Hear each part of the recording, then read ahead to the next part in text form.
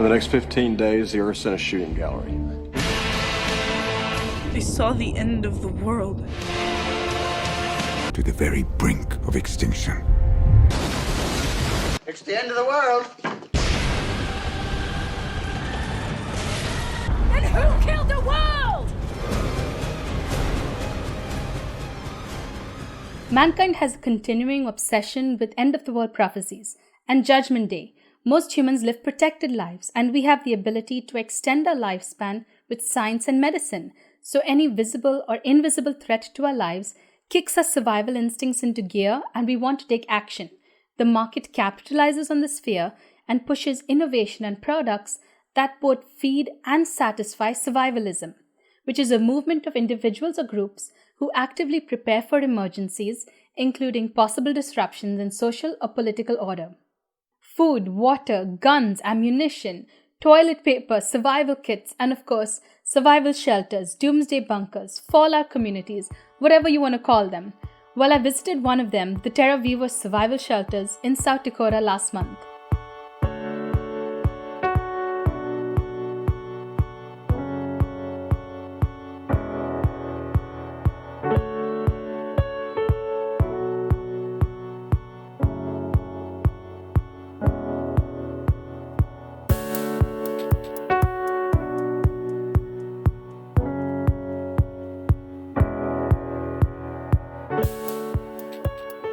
In this video, we're going to uncover the rich history of the site, the process of converting one of these bunkers into survival shelters. And since we don't take things at face value on this channel, we're going to look at the pros and cons of this type of construction. Terra Vivos, the company that owns this 21,000-acre site, claims that it's the largest survival community on Earth. The site has a fascinating history. This former US Army base was constructed in 1942 and was called the Black Hills Ordnance Depot. It served as an explosive and munition storage and maintenance facility. Around 800 reinforced concrete underground bunkers with steel doors were built by the Army Corps of Engineers. The Army base was given the nickname Fort Igloo because the buildings resemble traditional Inuit ice dwellings. The community included public schools, a hospital, post office, shopping and entertainment facility, a theater, and recreation center. Trains also ran through the property that transported goods and people. In 1967, the base was retired and then converted into a cattle ranch. The vastness of the site is tough to describe. Since it's located in the southwest corner of South Dakota, you can see the mountains of Wyoming on one side and Nebraska on the other. All the wood and brick buildings around the property have fallen into disrepair, but the solid concrete bunkers are still in excellent condition. The bunkers measure 27 feet in width and 60 to 80 feet in length, so the floor space ranges from 1,600 to 2,100 square feet. Their foundation is made of 2 to 3 feet of reinforced concrete. The walls are 12 inches thick and have trenches running down the sides. The interior space is 13 feet tall at the highest point. There's a single escape route out of these units.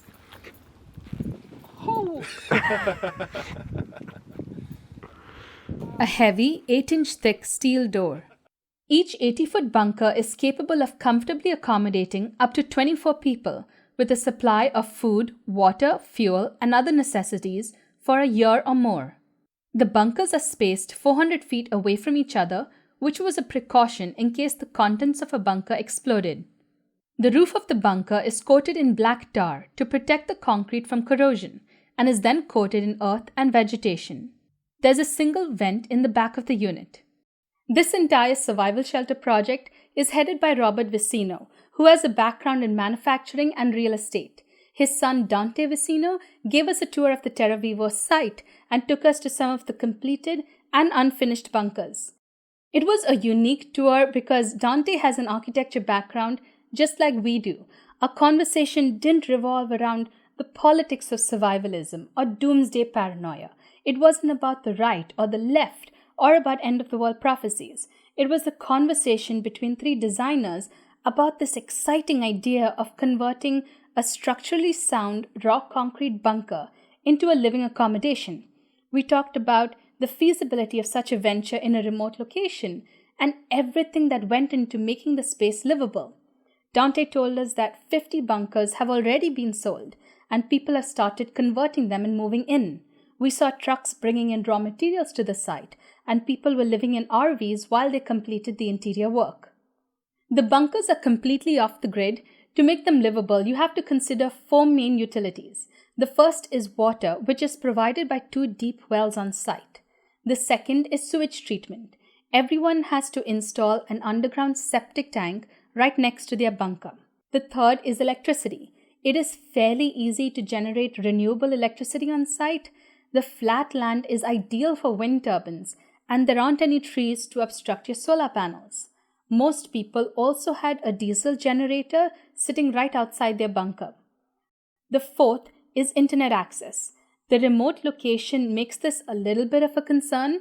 One of the tenants has built his own cell tower on top of his bunker and has a repeater inside the unit to get a strong Wi-Fi signal throughout.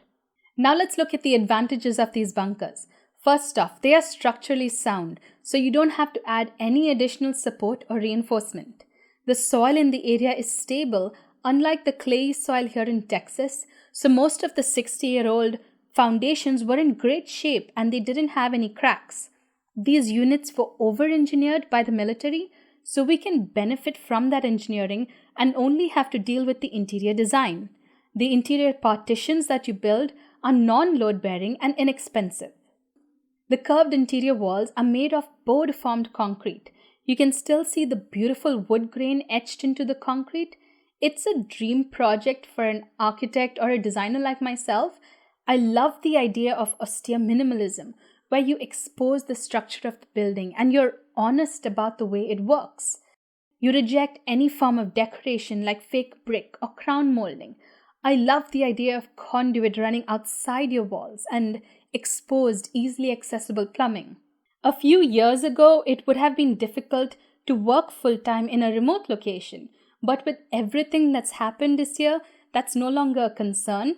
We visited a completely renovated bunker whose owner works full-time as a software developer for a company out of state. Another advantage is the thermal mass of the 12-inch thick concrete walls. They store heat or thermal energy during the day and slowly release it to the interior at night when it's cooler. Whether it's 100 degrees Fahrenheit outside in summer or minus 20 in winter, the interior temperature is always around 50 degrees Fahrenheit. Another advantage is that you have the bare bones to build a new, thriving community and revive Fort Igloo to the bustling town it was in the 1940s. It can be turned into a self-sufficient town with a supermarket, hardware store, bars, and restaurants. There are so many abandoned buildings on site with good foundations that can be converted to retail stores. It's an overwhelming plan because of the sheer scale of the site, but it has a lot of potential. I see a lot of similarities to Marfa, which is a small desert city in West Texas. Marfa was also a military town in the 1940s, but it was converted into a cultural hub by Donald Judd, a minimalist artist from New York City.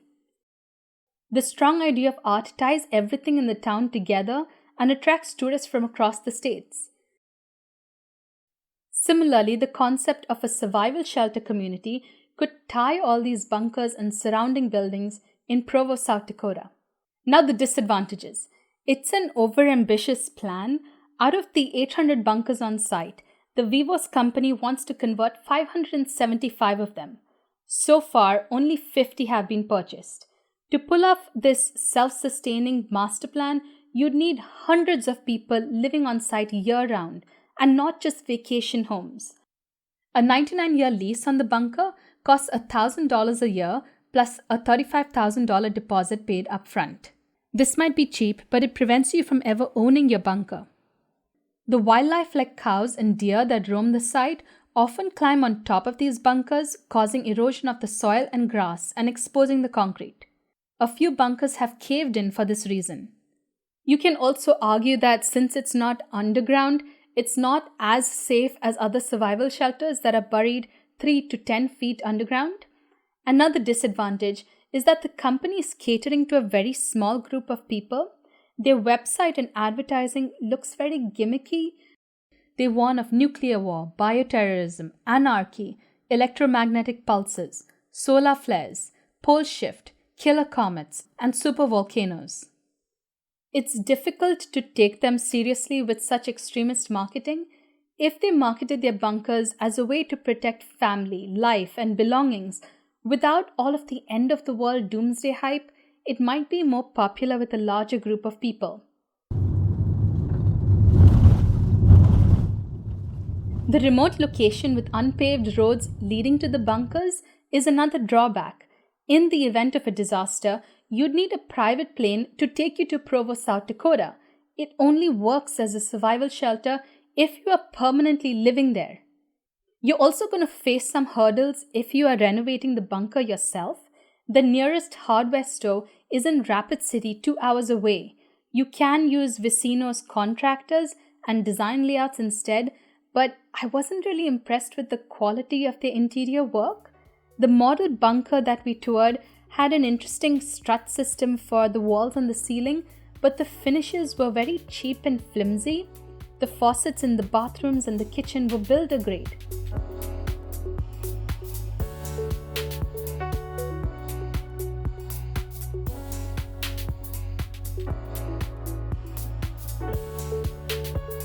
The Vicino family has a background in contracting and developing, but not in interior design, and this is evident in their model homes. Contamination of the subsurface soil and water supply is also a concern to some residents in the area.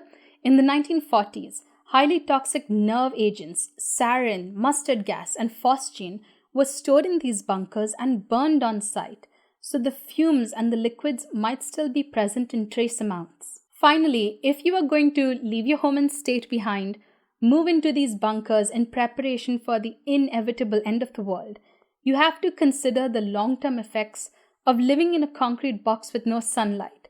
We've heard of seasonal affective disorder, which triggers depression, bad moods, difficulty sleeping, and tiredness in winter. Imagine living in those conditions year-round. In conclusion, it's an exciting project with a lot of potential if a significant number of individuals move to the area. Robert Vicino envisions building a community theater, classrooms, hydroponic gardens, a clinic, spa, and gym, but the reality is so far away from that dream. I don't know what category these bunkers fit into. They are not luxury survival shelters. They are not in a super secure, secret location. They are not conveniently located near a major city, so it's easy to flee to those shelters in event of a disaster. And they are not underground. I'm wary of them turning into a thriving community unless their marketing strategy changes. Let me know what you think about these bunkers in the comments below. Would you buy one of them to live all year round or as a survival shelter? Don't forget to hit the like button and subscribe to my channel. Thanks for watching. See ya.